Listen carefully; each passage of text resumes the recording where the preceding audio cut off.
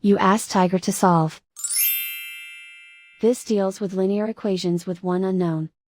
The final result is b equals -20.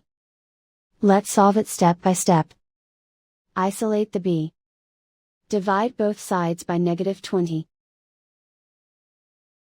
Cancel out the negatives. Simplify the fraction. Move the negative sign from the denominator to the numerator.